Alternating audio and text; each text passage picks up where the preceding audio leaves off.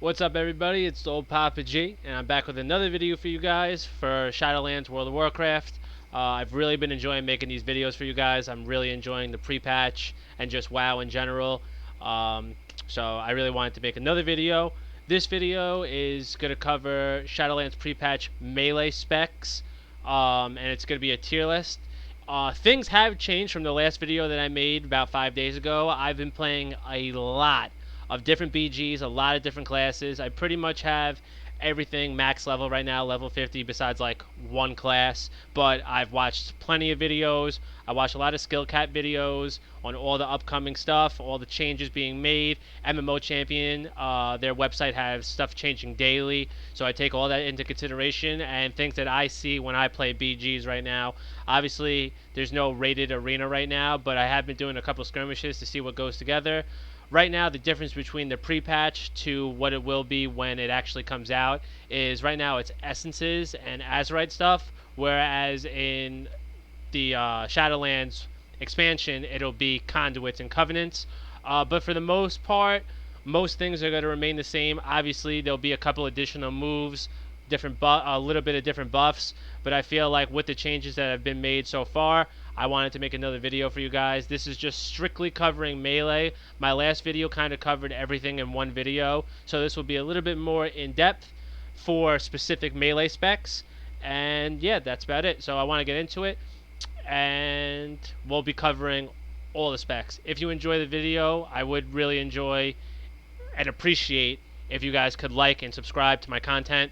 I'm going to be making way more WoW videos from the pre-patch and when it comes out, because a lot of things change and I want everyone to be up to date for Arena. I enjoy it myself, so I hope everyone else gets the information they need to pick the proper spec and class that they want. So, first off, we're going to start with the D tier. In this video, different from my other videos, I added an additional tier, and I felt like it needed to be done. I felt like the from C to S wasn't enough. There is a D tier, and there are certain specs that belong in it. So, first up, we have Enhancement Shaman. Shouldn't be really any surprise here. Okay, so Enhancement Shaman. This is one of those classes I really do feel bad for. I always root for this class. This and Rep Paladin, I always root for them. I don't really know why. I've never really gotten a chance to play them, and I think that's why they've really never been relevant. They've never been good, and it makes me also feel like, why are they in the game if you're never going to make them good? Like, what the hell is the point? I just don't understand. And it's really more of the same. The same issues that they had in BFA are kind of lingering over into Shadowlands. They have seen buffs in certain areas, like they have gained Healing Stream Totem baseline for all Shamans. They've gotten Wind Fury Totem back to add utility for their team. And their burst is a little bit less than what it was in BFA, and that was really the only thing that they had going for them to begin with. And unfortunately, it's going to be more of the same. Their really biggest weakness is their durability and their survivability, and that's really more of the same. Like I said, they did get Healing Stream Totem baseline, which seems to work really well with Elemental. They do have Earth Shield, which again seems to work really well with Elemental.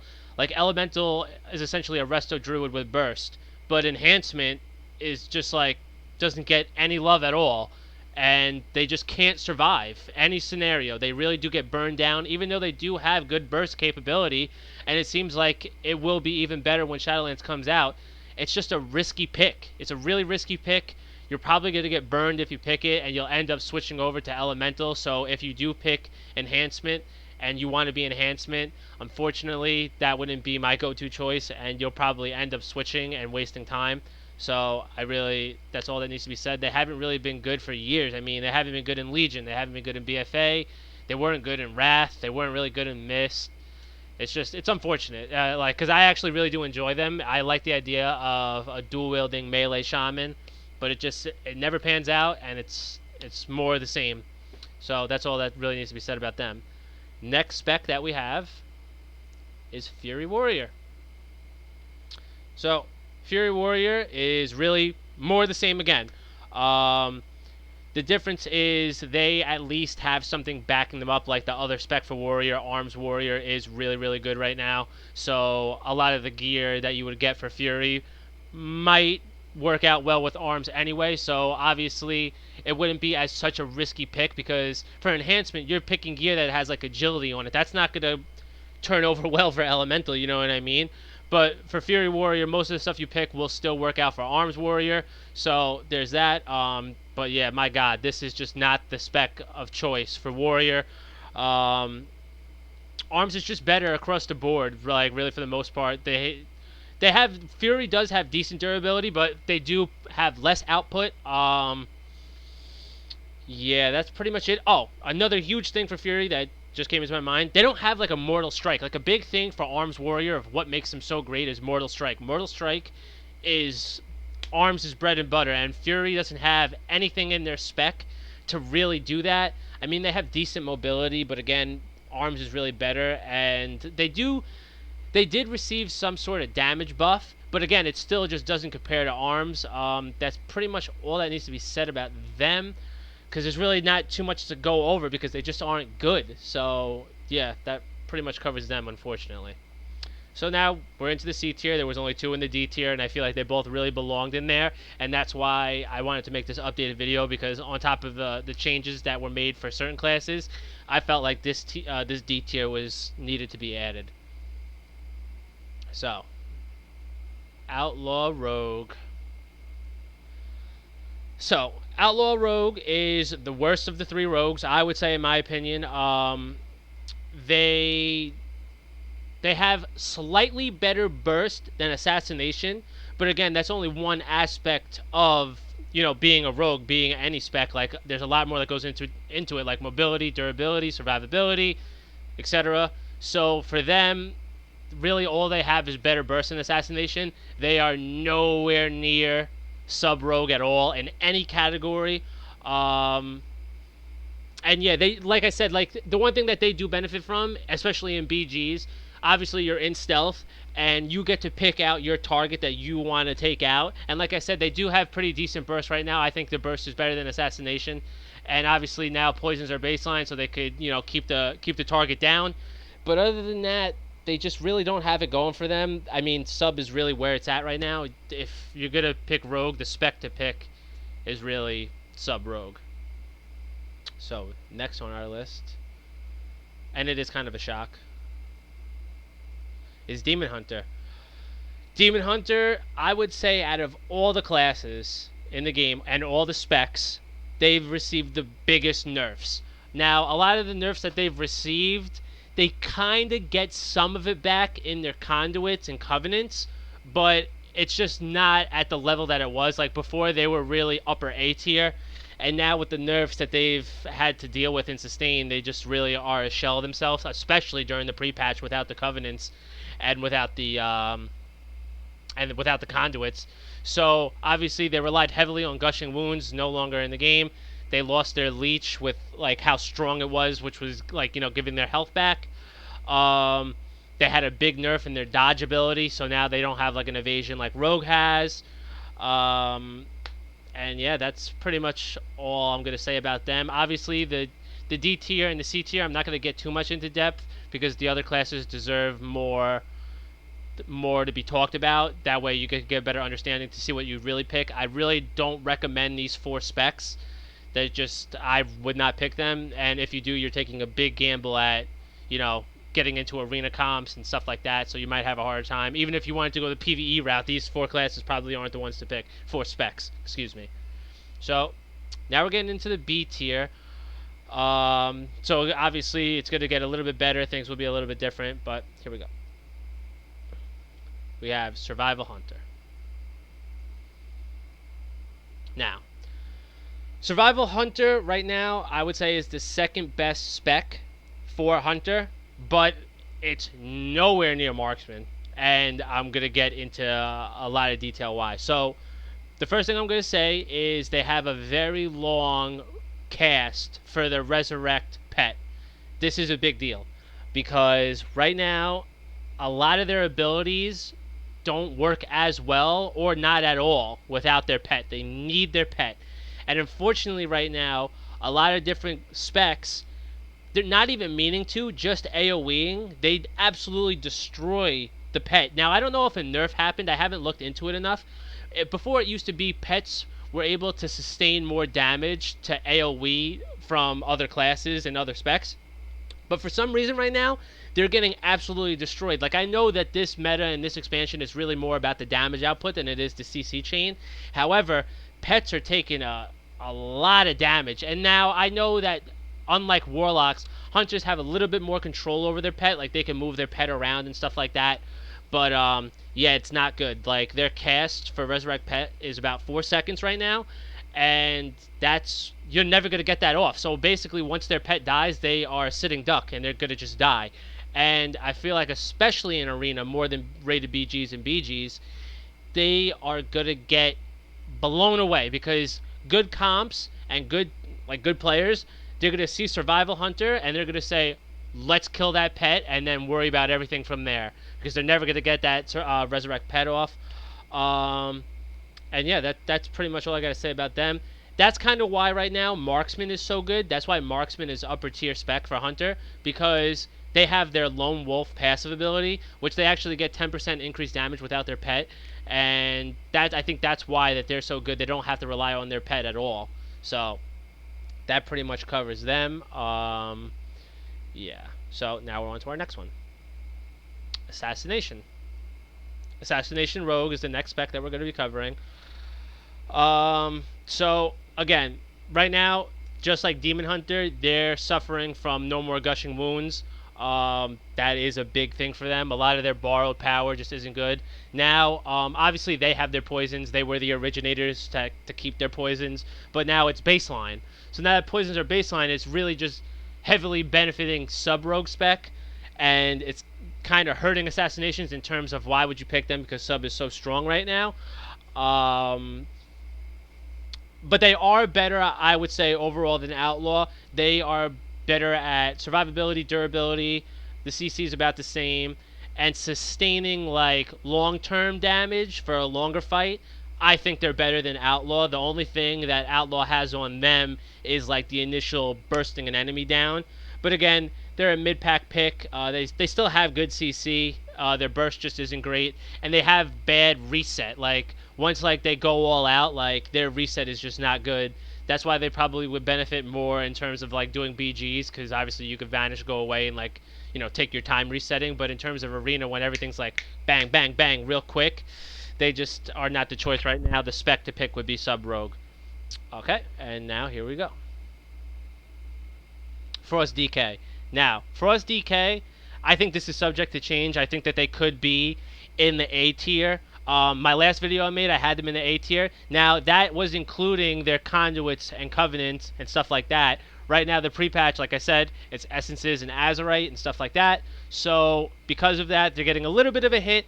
I think when everything's all said and done and Shadowlands is finally released, they could see borderline A tier. You know, they'll either always be the best B tier, or they'll be minimum A tier. They really will work well with certain teams.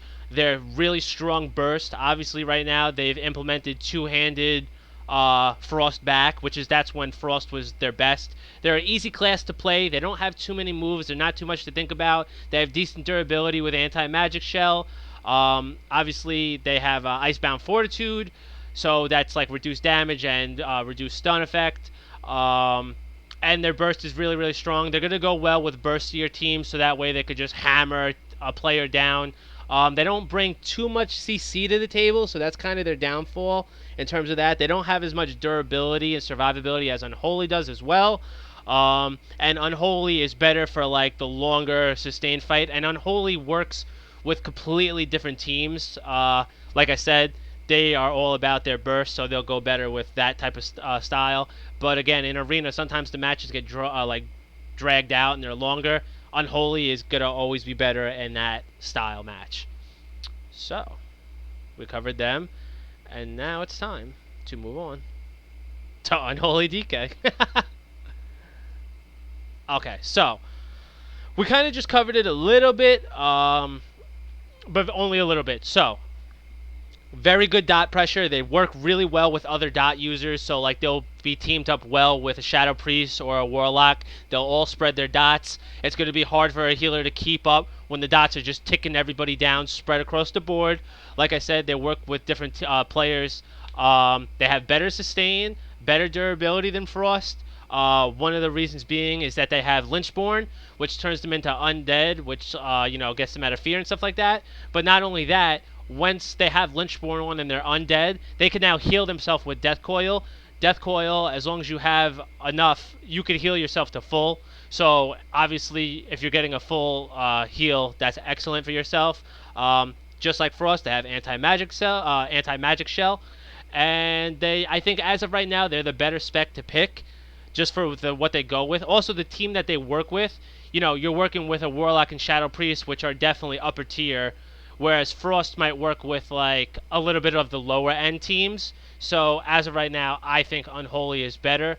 And that's about it. Oh, and like I said earlier, they're much better for the longer fight. They like have much more sustain. They can handle a longer battle.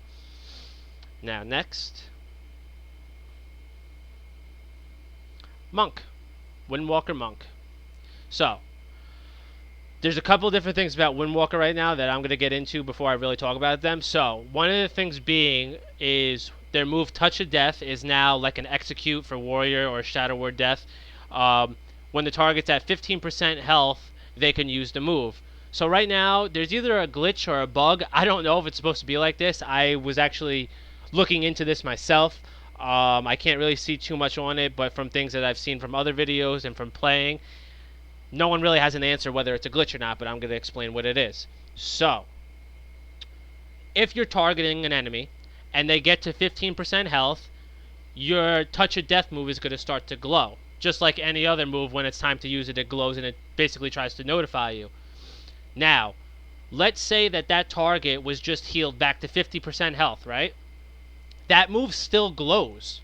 So you're still allowed to use it as if they were at 15% health. Not only that, you don't have to use it on that target.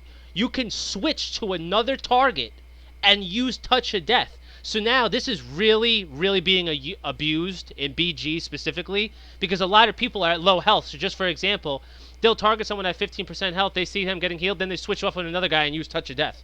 And it's just being really abused a lot in BGs. Like I said, I don't know if this is a glitch. I don't know if they're going to fix it. I don't know what's going on. But it's just something to consider. I wouldn't base my pick off of this because I think it's going to get fixed or changed. So don't base your pick off of Monk for that. But other than that, they are a really, really solid pick. They're in the A tier, not because of that. They're in the A tier because they deserve to be in the A tier. In BFA, they were the S tier. They've taken a little bit of a hit, but overall, they're the same style Monk. They have great mobility with their roll. They have really good off heals for themselves.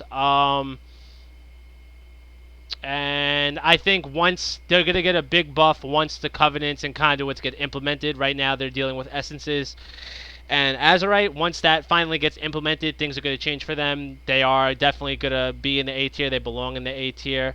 And that's it. Oh, and they also have pretty good burst. I would say it's upper tier burst. They definitely belong where they are.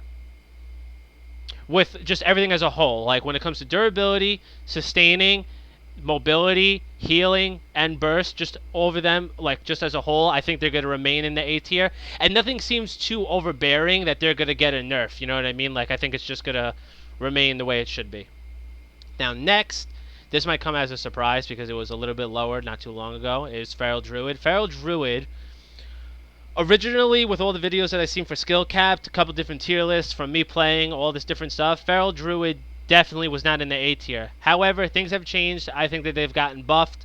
Also, in skill cap's most recent video, they've even said that they've seen buffs. Obviously, it's a little different right now with the Essences and the Azurites, as I keep mentioning. However, Skill Cap mentioned that they did see buffs across the board. Obviously, they have Cyclone again. Their bleeds have gotten a little bit stronger. Now, in terms of picking other specs, some things are similar. Like if you're going to, a sub-rogue is very similar spec to Feral Druid, so you might want to consider picking them. However, if not, you do have all the different forms. Bear form is great right now. They have all the stuff implemented, like Frenzy Regeneration. They have Mighty Bash. They have, obviously, Ferocious Bite is really strong right now for extra damage in cat form. Like I said, they have Cyclone back. They have pretty good off healing. And It kind of reminds me of just a lesser version of this, of how they were in Mr. Pandaria. Mr. Pandaria, they were the god tier. They were excellent. They were great. But they're not as good as that. But like they're getting back to that. They're basically like a shell of what they were in that. So that actually puts them into the A tier, especially what I'm noticing in the pre-patch. Again, they work really great in cleave teams, so they work really well with hunters. And again, in BGs, when you can start off at stealth and be in stealth, you kind of get to pick your target a little bit more. So again, I think that they're a good solid pick right now. Just Druid as a whole, everything's looking good for them. I mean, for me, I have balance in my A tier, so does skill capped. Feral is looking like it's going to be A tier, and then I would say the second best healer in the game is Resto. So just anything for Druid right now. Druid's just a solid class. All their specs are pretty efficient. So yeah, and that's all I have to say about them. There's obviously their durability, their sustain is good, and they have pretty good burst damage. And with Cyclone being back, solid pick. And now the last one for the A tier is Arms Warrior. So, Arms Warrior is the best spec for Warrior by far. Not even close. They have Sword and Board back. Which they also have the ability to switch to their shield, which gives a little bit more durability. They don't have anything like of a self-heal other than Victory Rush after killing a target, but it doesn't really matter because their durability is really strong. They work really, really well with Discipline Priest. I think that's going to be a really good twos team in terms of healer comp teams. They have Ignore Pain, which again, more durability, more sustain. They have Spell Reflect. That's been brought back into the game. So again, excellent. And another thing for utility-wise, having Intervene, which you could switch off to a friendly target and stop the move that's being used on them. So you could basically take a Hammer of Justice off of your healer or stuff like that. So I would say in terms of utility-wise, they are the best utility melee class in the game. They're probably always going to remain in the A tier. Good damage, not the best burst, but it's definitely very sufficient. Great utility, great sustain. Obviously, like I said, unfortunately, they don't have their own heal other than Victory Rush.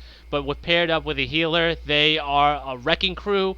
Obviously, they have their one parry move. It's picked in the talents. I'm blanking on the name. But it increases your parry chance by 100%. Along with Ignore Pain, you mix those together. You're basically not going to get touched. And that's about it. They're definitely, I don't see any nerf coming to them because nothing seems very like overpowering to me. So I don't think anything's going to change. I feel like everything's level, which is good. Like I know it sounds, oh, there's nothing like OP about them other than the overall utility. But that's good because that means that you're not going to see any nerfs come their way. They're going to remain a strong, strong choice. And grouped with the right team, this is a pick that is solid. Like Arms Warrior is a solid, solid spec right now. And I think if you mix them with a Disc Priest and a twos team, it'll be like Wrath and the Lich King days where that was a team to be reckoned with. Now, final two picks. Oops. Sub Rogue. So we got Sub Rogue. So I'm going to go into a little bit extra detail with them. It is probably the best melee in the game right now. But that being said about them, there is a little bit of, just any rogue in general, there's a little bit of a learning curve with them. So obviously they are the best. Once you master it, you'll be set to go. There'll be no questions about it. They are really, really, really good. So best CC in the game probably overall. Now that poisons are baseline, they have their wounded poison and their crippling poison. They work with the majority of classes. I'm going to link my top 5 burst classes. In terms of what they work well with, it's pretty much anything. Like, they work really well with hunters, especially when it comes to Shadow Duel, because it makes them have a one-on-one scenario. Hunter's Marks lets you see through the Shadow Duel. So now the hunter can trap the one guy, and they could both target someone in Shadow Duel, and that person can't do anything about it to help them, to help their teammate out. They work really well with Mage, Obviously, Mage Rogue has been a combination since Burning Crusade. The mobility will hold and lock people down. They work really well with Shadow Priest. They work really well with Discipline Priest. They work really well. Like, the list just goes on. They really work well with anything that's upper tier. They can carry a lot of situations, especially in BGs. They can pretty much get out of any sticky situation they want because they have Smoke Bomb, they have Vanish, they have good sustainability with Evasion, they have their self heal.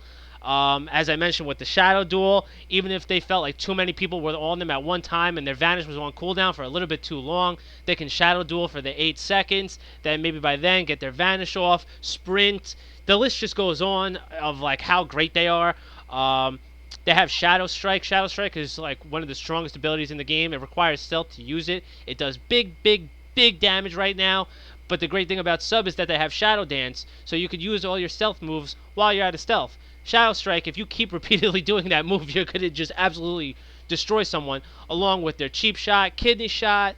I mean, they would like the list just goes on of like how great they are. They could set up their other teammates so well, especially double DPS comps, because they essentially can just stun into a trap, stun into like just anything. They're just excellent, and that's pretty much I have to say about them. They always have the upper hand because they could always pick their situation that they want to get into, especially when it comes to BGs. So yeah, that's all I need to say about them. They're definitely the rogue spec to pick. The other ones just fail in comparison across the board in every category: durability, sustainability, survivability, damage, burst, longer matchups, CC, the list goes on. They are just the best rogue spec to pick. And that's all I'm going to say about them. And now we're finally up to our last. By the way, the one that I'm about to go over right now, that doesn't mean that they're better than Sub Rogue. I just put them first when I wrote it out. But they definitely, as of right now, I think with the recent buffs that have occurred, they belong in the S tier. And as I mentioned earlier, I always root for this class. Ret Pally. Ret Pally is here.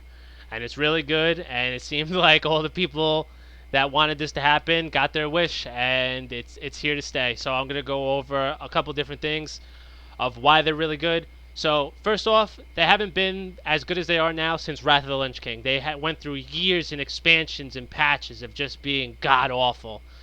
But here they are, and I think it's here to stay. I don't think things are going to change. I think it's going to remain like this. So huge burst in terms of two-handed weapon users. They have the strongest burst in the game. They have one-hit KO capability. They have excellent off heals, probably the best off heals of any melee in the game. Their survivability and their durability is probably, again, one of the strongest in terms of melee classes. They obviously wear plate, so that gives them the extra durability. They have Blessings of Kings, Bubble, and Word of Glory right now has received one of the biggest buffs I've ever seen for a heal move. It's basically a legally used Lay on Hands, and the reason why I say legally is because you can't use Lay on Hands in Arena. You can use Word of Glory in Arena, and it does heal you for almost 100% of your health. So a couple things to consider. Obviously, you basically have to beat them in a matchup 3 to 4 times. You need to beat them on the initial matchup. If you're a melee class, now you have to beat them when they Blessing of Kings. Then you have to beat them when they regular bubble. And then you have to beat them again after when that's all done, when they Word of Glory.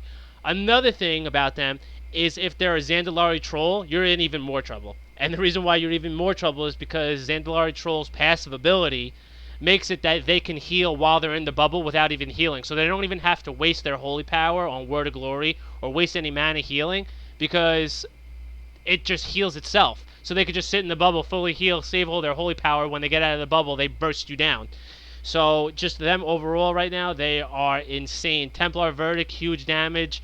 Like I said, best burst of any two-handed weapon user. The one weakness that they have, and they've always had this, is their mobility. The only things that they have is when they could hop on their mount for 3 seconds and get 75% increased movement speed.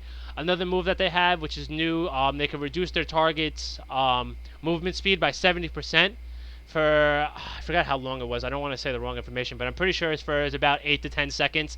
And 70% is a really good slow. The cooldown on the move is only 30 seconds, so now you're only going to have to deal with 20 seconds of wait time. If you use your charge ability in between that, you're good to go. Another thing that they have, which is helping with their weakness for mobility. This is a conduit ability, so again, it's not in the pre-patch, but it will be in the game. They basically have a charge ability. They could charge at the target just like a warrior's charge, and it stuns for 4 seconds. So it's another thing that they're going to have added to their arsenal once Shadowlands comes out. So I think they're going to remain in the S tier. I don't think they're going to get a nerf. I actually think they're here to stay right now. I don't know how long it's going to last, but I'm happy to say they're in the S tier. And yeah, that's it for my video for now. And I really hope that you guys enjoyed watching and tuning in.